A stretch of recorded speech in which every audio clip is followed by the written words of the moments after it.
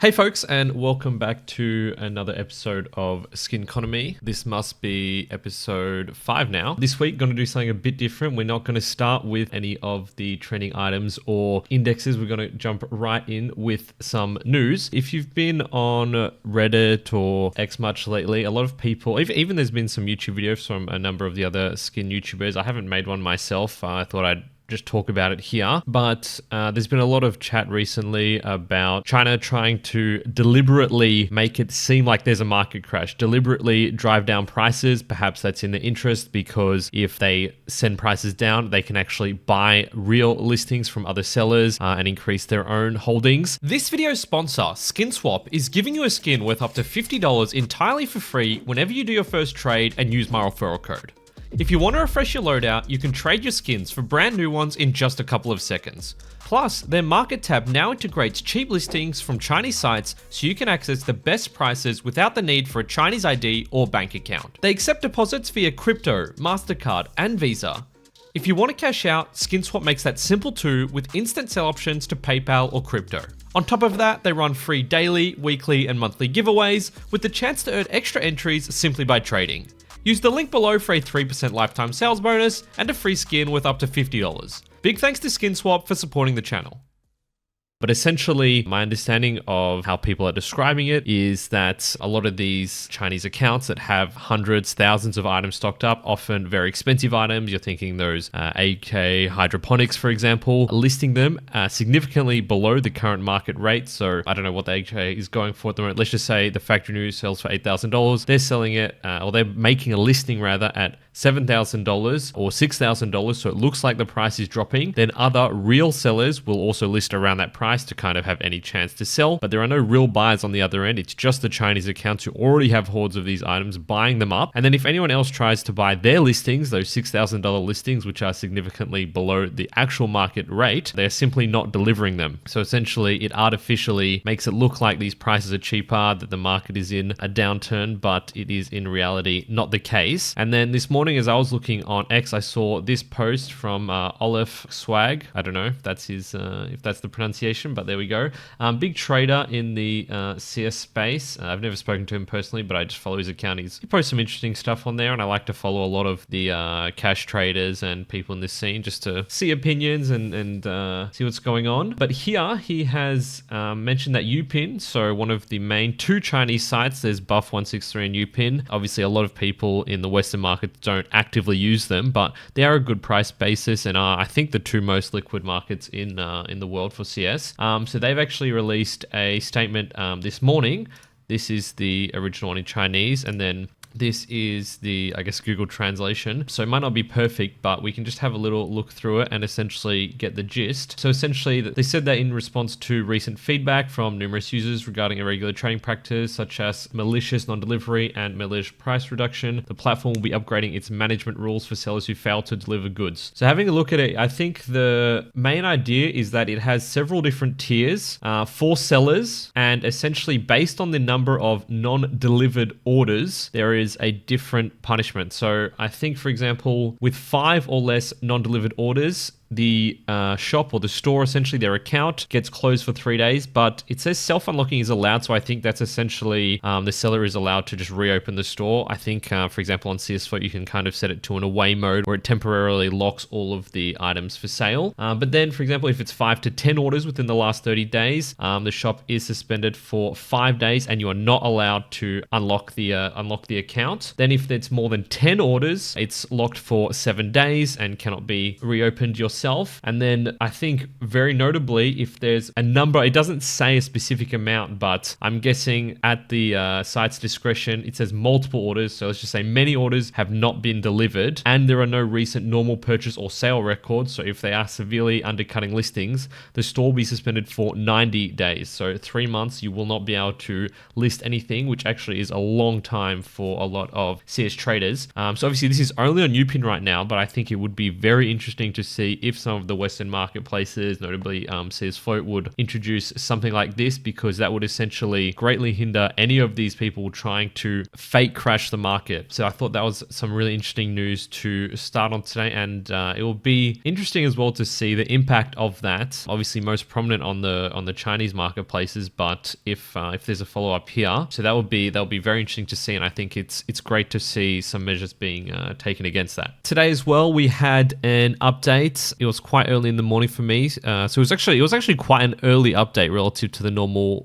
release time. I thought it was an Armory update and that I missed it, but no, it is simply 6 new music kits, so not very interesting. However, in the release notes, one thing that did catch my attention, all the way down the bottom, adjusted XP limits in Deathmatch and Arms Race. And I haven't done the calculation or actually played any myself, but based on a couple of tweets I saw, it seems like Valve have quite significantly reduced the XP limit, or the amount of XP that you're allowed to earn playing Deathmatch. And I guess that this is just a direct combat method against the bots. So I think maybe about a month ago now, 6 weeks ago, they did that big ban wave, 960,000 farming bot accounts banned. Now they've reduced the amount of XP you can earn in Deathmatch, so I guess that's another step in the right direction for that. I have seen recently, though, that's kind of scary, a clip on Twitter where there were essentially bots, a 5-man bot lineup in Premiere, all moving in like sync. It's quite eerie, kind of very weird to look at. I hope that the knock-on effect of this is not that we see more bots in Premiere, because that would be awful. Deathmatch, you can kind of live with it, Arms Race, but if they just simply move over to earn more XP, because I don't think, based on this note, that the XP rates for any of the other game modes have been adjusted, that could be an issue, but we'll see what happens. Overall, I think, though, a good change, good step in the right direction, so nice to see that they're still trying to combat that. As well, quickly, I just want to mention in the Discord, because it has been happening more and more recently, I put this announcement in. I've also put it into the onboarding procedure, but there have been a lot of impersonators on Discord trying to copy my profile. So yeah, just definitely as a reminder, if you do join the Discord, I will never try and DM anyone. I'll always message you in the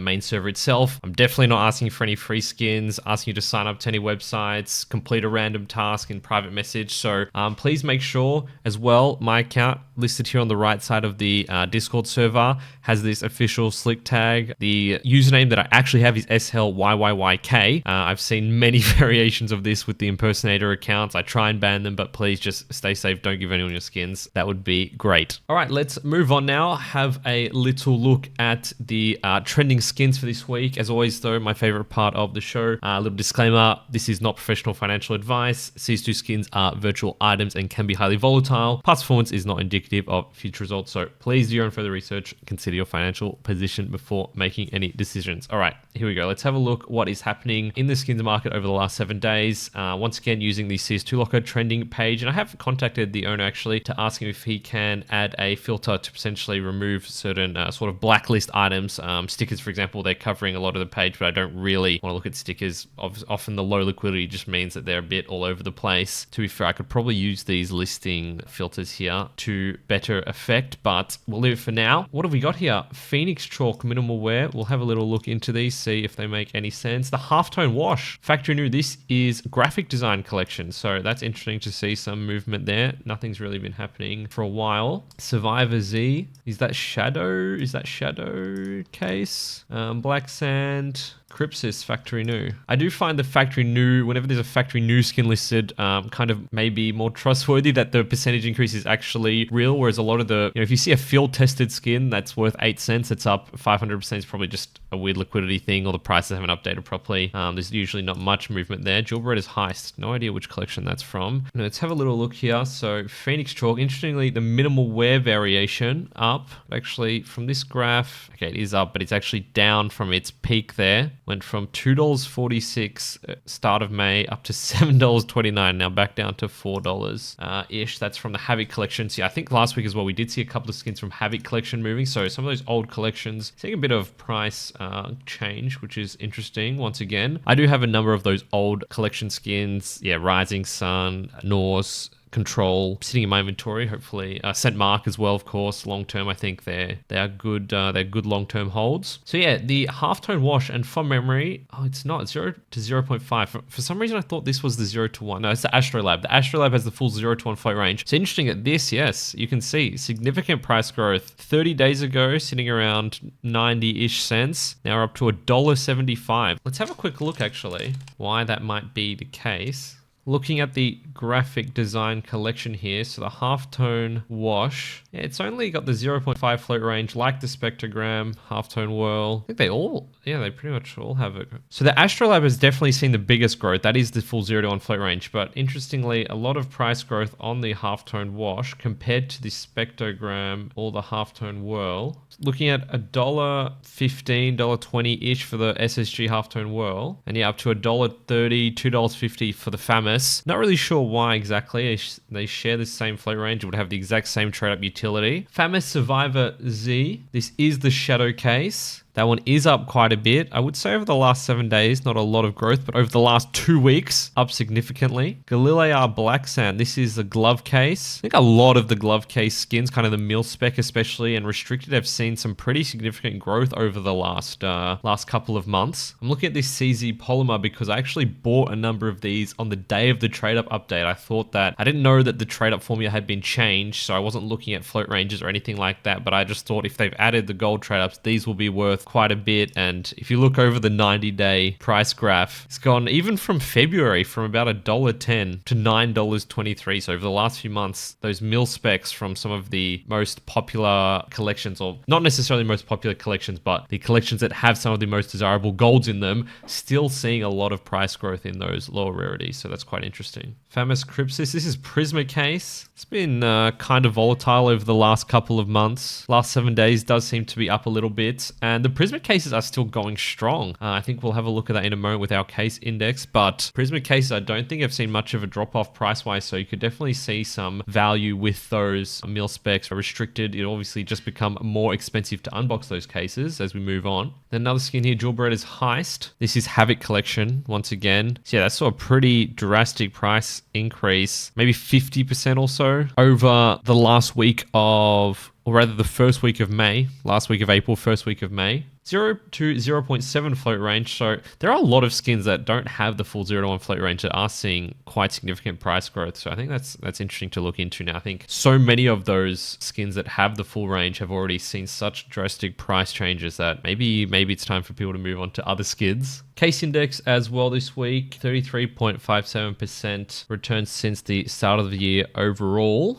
This week, biggest gainers, actually Weapon Case 2 and 3 are back at the top. Weapon Case 3 up 5.6%, Weapon Case 2 3.9%. Then Spectrum 2 case, Danger Zone case, and Revolver case up 3.3, 2.7, 2.5%. respectively. That's quite interesting. I don't think we've seen those cases have much movement in the last couple of weeks, so those are seeing some movement at the moment. Then down, Winter Offensive case is down 14% this week. Chroma 2 case is pulled back a bit. That's interesting because I think last week we saw that it actually matched up with the Chroma 1 case, so that might be an interesting opportunity, down 8% now. Kilowatt case, 7.3% loss. That's good news actually. Active Duty case, of course, and we'd like to be able to buy into that at a cheaper entry point before it gets removed, so I think that's great. Operation Wildfire case down to 6.8. There's actually quite a lot down around that 7% mark, so it'll be an interesting buying opportunity this week. Vouching case as well, 6.7%. If we have a little look down, Weapon Case 2 actually overall up 113% since the start of the year. That's quite significant. The Weapon Case 1 is definitely down quite a bit. I think it was up 80% a few weeks ago since the start of the year. Now it's only at 48%, so still in the green overall, but definitely seeing some pullback there. Then going all the way down to the bottom, Glove Case still 32% loss since the start of the year. Riptide Case is in second last spot, 16%. Gamma and Gamma 2 Case still down 15% and 7% respectively, so I think I might buy a few more of those if possible. Fever case pretty much sitting at the exact same. That's to be expected. Gallery case also pretty much hasn't seen much movement overall since the start of the year. Revolution case sitting at 50 cents. That is interesting to me once again because it is the active duty case and one that might get rotated out next. Down 7.4% over the last 30 days. So again, that's good news. It obviously saw a bit of a price spike when recoil got taken out. Agent wise, not much has moved up. We have Rex Crikey up at 2.8%, then a couple others around 2%, 0.49%, so we're not really going to mention them. Down though, quite a few. Kesham Capitan down 13.5%. Dragomir Saber 13% as well. Osiris Elite Crew down 12%. Trapper Guerrilla Warfare down 11%. And a Slingshot Phoenix down 10.7%. So honestly, I think a lot of the agent market is down recently. Not a lot of movement upwards anywhere at any price tier, to be honest. So Bloody Miami Daryl is down 6% since the start of the year. So if you're wanting to get in on that iconic agent, might not be a bad opportunity now. Getaway Sally as well down 6%. But still overall, we have seen the biggest increases with Lieutenant Rex Crikey, Lieutenant Commander Rixor, and Jungle Rebel. Number K actually up since the start of the year as well, 12.46%, up slightly this week, or kind of just staying even. That had seen quite a drastic price drop over the preceding month or so. So that's interesting to see, kind of maybe bottoming out there. I actually thought as well, we don't usually look at the CS2 case tracker on a recurring basis, but it might be interesting to do so. Actually, I'm going to change from monthly to weekly. I haven't looked at this in a little while. So over the last week, 5.9 million cases unboxed. That sounds quite high, but I don't think in the scale of case unboxings that is actually. I think it's dropped off quite a bit since all the gold traders were added. Last week, Fever case, 1.2 million unboxes, so the highest, and I think that's been the case for quite a while now. Very popular case. Then out of the active drop cases, Dreams and Nightmares was actually the least unboxed case this week. Then Revolution, not by much though, about 40,000. And then Kilowatt. So surprising to me that the Kilowatt case is the most popular to unbox, so I guess it does have the inheritance and it is the cheapest now. So actually I take that back. Makes sense. But yeah, if you guys want me to look at this more often, definitely let me know. But it's really hard to say for which case will get taken out next. Dreams and Nightmares now. Let's have a look over the last month though. Yeah, Dreams and Nightmares is the least unboxed, but the most expensive, so they get the highest fees on the community market. They keep the most revenue share. Well, they don't have any revenue share at all, actually. So they keep the most revenue from the key sales, but it is the oldest now. If they were to take Revolution out, there would then be several years gap between Dreams and Nightmares and Kilowatt. It's hard to say. It's hard to say. I would probably be getting a mix of Dreams and Nightmares and Revolution, to be honest, at this stage. But I don't know. Instinctively, I still say Revolution. Let's move over to CS ROI now. Shadowcase is currently in number 1 position. Of course, these are the statistical averages. And you actually do have to open, I can't remember. I did the calculation at some point, but to kind of be within a couple, percentage point error margin, it's thousands of cases. It's not hundreds. It's definitely not hundreds. Shadowcase is in first. It's so bizarre to see one of these cases in first, given the knives it contains, obviously, and the golds are only responsible for 7.7% of the return. It does make sense though, because the collections where you get more value in the blues, in the skins you're getting most of the time, obviously it's a lot easier to hit those averages and boost that return average. But yeah, as you can see here, that's the famous Survivor Z that we actually saw just before on the trending, so increase in price quite a lot. So that's probably helping. I think it's the most expensive mil spec from the case right now. Yeah, by far actually, significantly. Almost twice the price of the Glock 18 rates as well, so it's probably a driving force there. Wildfire case is still up high. Operation Vanguard 74%. Esports 2013 Winter 70%. Gamma case is actually sitting number 6 now, so we're gonna have a look and see if the price has moved much, but that's definitely interesting. Unboxing ROI is getting better as the price of the case itself decreases. Then for the Armory, wow, that is a big difference from last week. So last week, the Sugarface 2 collection was coming in first at around, I can't remember if it was for this episode or for the other video I did, but it was around 140%, give or take. I think I looked at it, maybe it was 130%, 135% for this video when I recorded it, and it was at 154% when I looked at it for the unboxing of the sugar face stickers. It's dropped all the way to 106% now. It's coming only in third. Now the Aphrodite is actually showing the highest ROI at 115%. It is the most expensive unbox in the Armory at 125 stars, so $37.50. That is though with the 33% balance boost as well, so I think usually it would be about $50 unadjusted. Even if we take the $37.50 price point, looking at the distribution here of the drops, you're only going to get back more than that 27% of the time, and really the only money is to be made in the factory new Aphrodite, which only drops 3% of the time. So you do need to unbox quite a few of these, statistically probably about 33, 34 to hit a factory new Aphrodite. So even if you're looking at 115% overall, I probably would not be opening this. I'm also not sure how liquid the factory new Aphrodite is. It's not my favorite skin, and I don't think it's that popular overall, so you might even have to discount further to just get rid of it. So I probably wouldn't be redeeming that. Train collection, unfortunately, is still in the Armory. We were hoping Valve would only have a 1 or 2 week stint this time around with that last chance message, but it's still going strong after 2 weeks, sitting at 114% and in second position right now. Still though, a lot of the value is coming from those purples, pinks, reds, so you do kind of need to get lucky with that one still.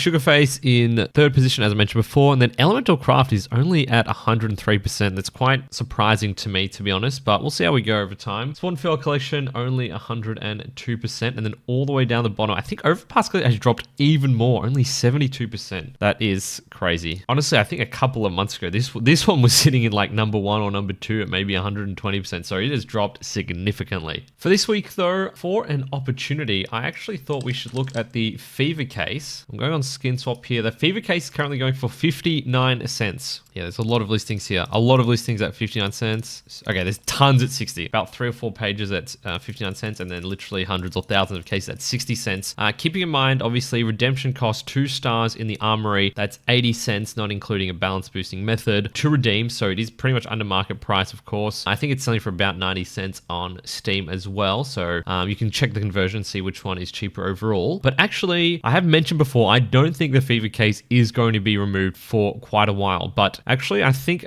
in terms of timing it, I think it actually might be worthwhile buying it at a time when new collections are dropping, because people are going to be spending their starts likely in the coming month, 2 months on those new collections where they think there's more return potential, more fast turn flip potential. And actually the Fever Case may rise in price at that time, because as we saw before, one of the most popular cases to unbox, if there is less of them being redeemed, then there'll obviously be fewer hitting the market and prices may go up there. Therefore, I think right now, before those new collections come out, 60 cents here, that's honestly pretty much the cheapest I've seen since its release last year. Even if we're holding on to them for a year, 2 years or more at this stage, the 60 cents entry point, I think, is a fantastic opportunity. So if you believe in the Fever Case and you want to hold on to that, again, it is probably a long-term hold. You're not really looking at this for a fast flip, but if you want to hold on to it for a couple of years, I think at 60 cents, it's not a bad pickup at all. Then as well, this week, I thought we could actually have a look at CSFloat and how to use buy orders properly, because it seems a lot of people don't really make use of them, and they are actually extremely helpful, not only for buying your own play skin just to get it at a bit of a cheaper price, but especially if you're trying to find inputs for trade ups, or even, for example, if you're not looking to do a trade up yourself, but you are trying to get lower float skins, maybe from the train collection that can trade up to a whiteout and wanting to resell them with a bit of overpay, you might be able to pick them up for a fantastic price using buy orders. So if we have a look here, for example, I've brought up the Train 2025 collection, and it is very important to take float into account in general if you are looking for trade up fillers. Otherwise, obviously, if it's just a play skin, you will not need to use some of the filters I'm about to show you. However, let's just have a look at the mil specs. For example, we can see the UMP Late Night Transit, Glock 18 Green Line are the 2 mil specs with the full 0-1 float range. The FAMAS and the XM Run and Run are different, so we're going to exclude them for now, and I'll show you why in just a moment. But if we go into CSFloat, we're going to put in the UMP Late Night Transit. If I click into one, for example, create here next to buy orders, and you'll be actually able to see a couple of existing buy orders here, although usually these ones do not have any filters applied. This one is an exception, but often these buy orders are just for the base item, so no float requirements. And they have recently upgraded this as well, so you can see that they've kind of made this a bit more intuitive with these sliders, so it's much easier. They've also included paint seeds if you're looking for specific ones, but most of the time I'm using the advanced tab here, so if we go and have a look at that, can be a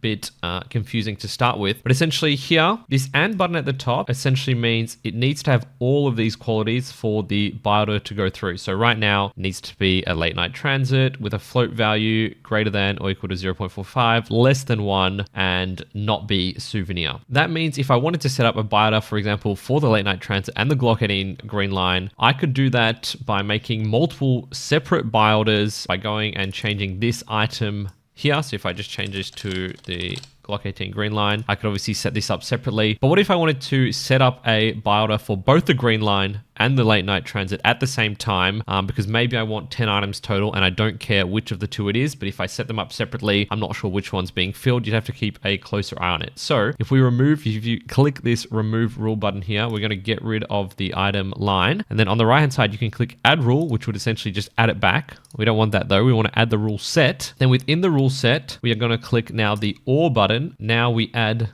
2 rules within the rule set, and here we're going to put the late night transit green line. And now this means it needs to fill all 3 of these requirements up here, and then only one of any of the options in here. That's why we've selected or here. If you actually selected and here, this wouldn't make sense. It actually wouldn't go through at all. I'm not even sure you can set it. We can try it. For example, if I set 3 cents, will it actually let me set it? It does let me set it, but I don't think any purchase could even go through because it cannot fulfill all of these at once. It cannot be a late night transit and a Glock green line at once. So I don't think this would actually purchase anything. It needs to be all because it needs to fulfill these requirements and then one of the item requirements in this rule set. I think that's an important clarification to make because I think I did make an issue with that once. I left it on and here and then none of the orders went through and that was very frustrating. You can come down and look here as well. Similar orders, example items that will be fulfilled. You can see what other people are setting up, which prices they're looking at. So if you want to try and beat someone out, you can have a look at the maximum price they're willing to pay and increase that obviously. I used to, for example, in the old trade up formula, if I was looking for restricted skins from the Hydra collection, just pop in all of the, for example, you could just do, you want a field tested skin, so you can just make the maximum float value 0.38. If it's less than 0.38, that's the threshold, so it'll be 0.374 something, it's going to come out field tested. You don't care about the minimal float requirements because even if you wanted a field tested fill up, most likely a minimal wear one would work. And actually, if you just happens that someone lists the minimal wear at a low price, you'd probably be happy picking that up anyway. The souvenir one is very important, and you can also, of course, for certain skins, if they come in stat track, put the stat track filter here. Obviously, the late night transits, only being a map collection, don't have a stat track option, so it's irrelevant, but you can definitely add those in as well. If you want to add certain stickers that have been applied, you can do so here as well. Or if you just want a general rarity and maybe a certain collection, you can add that here. But yes, if we wanted to just put, for example, restricted skins from a Hydra, I would just put in the 3 options here from, or 4 options for all the restricted skins from the Hydra collection, put in the float value here, except now that's not so great because often the skins have a different float range. So you would probably have to make the buy order separately again with different float requirements for each individual item or any items that share a float value. So that is a bit frustrating, but definitely important. I would play around with this. Be careful though, if you set it and then it buys an item and you have to cancel it, you obviously will get fined like 2 or 4%, something like that. Not a huge deal, but obviously something to keep in mind. If you want to at any point cancel your buy orders, look at any outstanding ones, just go to your profile here, go to buy orders, and then you can see all of the ones you have created. I'm going to get rid of this one, for example. You can also modify them here. So you can click edit order. You can change the maximum price or quantity, but you cannot change the filters. So you'll have to just delete it and remake it if you want to change any of the specific filters. You can see here I have a bunch of buy orders set up for those. Org Momentum's pretty much here. Skull Crusher to try and do those M4 Emperor trade ups. If you've made it this far, I've got something for you. I'm giving away a pair of field-tested driver glove hand sweaters to one of you this month. To enter, just like the video and leave a comment on which CS2 skin you think is the most overrated. I'll be picking the winner on May 31st. Good luck. So our portfolio here, if we have a little look, what has been going on over the last 7 days. Our halftone whirls are up 30% actually, so that's good news. As far as DDPAT, up 10%. Actually, we have seen the biggest decrease in value in the Boom Trail stickers. However, we are up overall. We bought them at 5 cents. They're sitting at 8 cents. Mac 10 derailment is up, obviously, with the train announcement just a couple of days after we bought them, I think. So that is great news. So let's have a look as well what we are going to add today. Spooky says, genuinely don't see that many options right now. Personally, I'm starting to accumulate Revolution early for the next case rotation. But the Gamma cases are also still cheap. That's a good call. I think the Gamma cases are still cheap. So I think I just might continue accumulating those. Orange Comrade, Prismatic cases seem undervalued, but I'm going off instinct, not stats, so I'm not sure. All right, we might have a look at the Prismatic cases. They have seen quite a bit of price growth though, so I'm not 100% sure there. Not a lot of calls this week, so I'm just going to go into the other investing chat. There's quite a few different channels on the server as well. There is a lot of discussion here, so it might take me a minute to go through it. That's true. I did actually discover a storage unit the other day with a bunch of Astrolabs and factory new, a couple hundred factory new graphic design skins, which are actually doing fairly well recently. For some reason, I hadn't included them in my Price Empire portfolio, so I totally forgot I had them, but that was a nice discovery. Astrolab is doing very well recently. Ashstorm here was mentioning that last week in the Skinconomy episode, we spoke about ancient souvenir packages possibly being a good investment as ancient may be removed in the future. Which packages would you recommend with a budget of around 100 Australian dollars? Would I pick up a couple of the higher price ones and spend the rest on a large quantity of Chino? That is absolutely a good call. It is hard to say which one you should go for, and I honestly don't have a great answer. I'd probably be diversifying a bit, buying a couple of the cheap ones. I think Paris is the cheapest, and maybe Antwerp or Stockholm, whichever one you think has the best looking stickers, but is maybe a little pricier. We might buy into a couple of the ancient souvenir packages here actually. Anyway, I reckon we will start with some souvenir packages. And the $2.33 price point is tempting. Then we might go for some Paris packages, to be honest. $2.33, quite a few there. Maybe we'll pick up 10 of those. Yarrow has been sitting on a DreamHack 2014 Legends Holo Foil capsule for years now. It hasn't been growing last years pretty much. Would you say it's a good idea to sell and get something better for long-term investment? Absolutely. I don't see those going up in value too much more. That's crazy, man. Hopefully you've seen some nice profit on that. Saigo as well did recommend, I remember last week, the Rainbow Holo stickers. Let's have a little look at that. As well here, once again, nice little arbitrage opportunity if you are holding some of these Rainbow Holos. $1.45 cheapest listing right now. $1.65 cheapest listing on CSFloat, so you could definitely sell and rebuy. $1.50. Only maybe 10 to 20 cents per sticker, but hey, if you've got 100 of them to go, that could be worth it. Right now at around that $1.50 mark as well, that is the cheapest it's been since so November last year. We saw it also around October, and then earlier than that around September. So you can see originally it was down here around that 70-80 cents mark about a year ago. Slowly going up, saw quite a lot of growth when we first got the announcement that things would get rotated out of the armory. It's kind of been fairly steady around that $2 mark for most of the last 6 months. To be honest, though, at $1.50, I feel like that's not a bad entry point for this Rainbow Root Holo. A lot of 5x craft potential as well, so I think people might be buying these up in multiples in future. I think we might actually get in on these this week. I think we'll get 10 of these, so I'm going to put them in at the $1.48 price point, although these ones are a couple of cents cheaper. Beautiful. And then we've got about $12, $13 left, and I think we are going to stock up on more Gamma cases. $3.17 for Gamma Case 1. I think we're gonna go for that. We did go for some Gamma 2 cases last week, if I'm not mistaken. So I think we'll go a couple more Gamma cases. We'll pick up 4 of those at $3.17.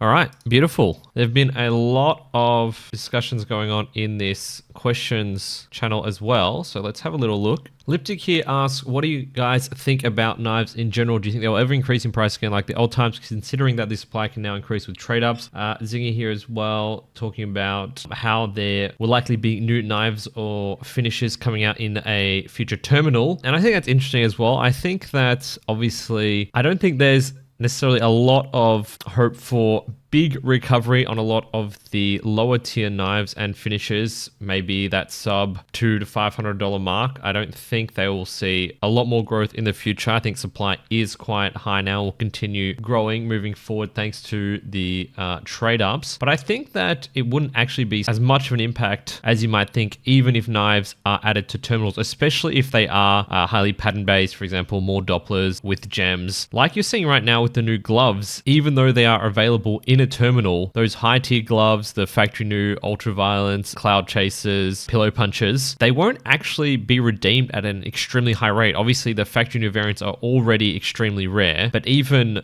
beyond that, there are not that many people who would be willing to spend $2,000 to buy those from the terminal, and many people who get those offers will not realize that they can actually sell for more than that on a third-party site. Remember, a lot of people who actually unbox knives don't really know how to cash them out or know what their actual value is on a third-party marketplace until they try to get around to selling it. So just because there are knives available in a terminal, especially the high-tier rare ones, I don't think quantity will actually increase so crazy at a much higher rate necessarily than if they were being unboxed. I will be very curious to have a look at the CSFloat database in a couple of months for the overall supply of new factory new gloves. Kind of compare that as well to the supply of, for example, factory new gloves from, let's just say, the recoil case, an active duty case that was obviously very cheap. I would be very curious to have a look and compare those supply numbers and see if rare items being available in a terminal actually increases their supply drastically relative to a case. At this stage, I'm not convinced. So I think that high-end knives could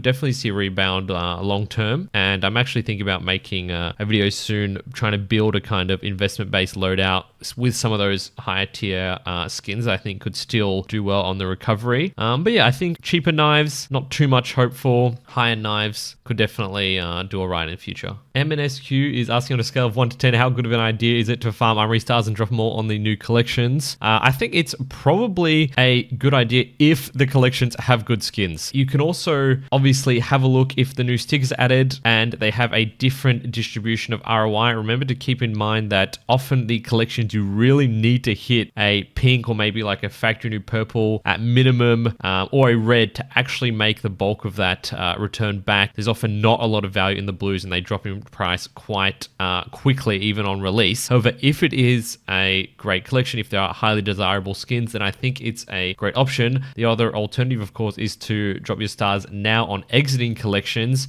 and it really depends on what your strategy is. If you want to hold on to these skins, actually have some play skins for a little while, then maybe dropping them on train would be a better idea because you're looking to hold on to those a little more long term. Whereas if you do redeem any of the new skins as well, I would be selling them and getting rid of them as soon as possible for sure. Daddy B, he got extremely lucky, got a tier 1, I think, amberline white pattern, factory new from the Dead Hand terminal. Congrats. Captain Hans here asking if we have any experience with buy orders, looking to buy a few long-term items, just unsure whether it's worth it or not to do so with buy orders. If yes, what's the amount should be below active listings? Well, hopefully you watch this episode, but I would say in general that if you're obviously trying to buy some skins as long-term holds and you are patient, then buy orders are a great way to do that. I'd be looking at the existing buy orders. If you go onto an item on CSFloat, you can just have a look. If you click onto one of the items, you'll see the existing buy orders so you can see what other people are currently willing to pay. Obviously, you're going to need to beat those essentially if you actually want to get the listing sold to you.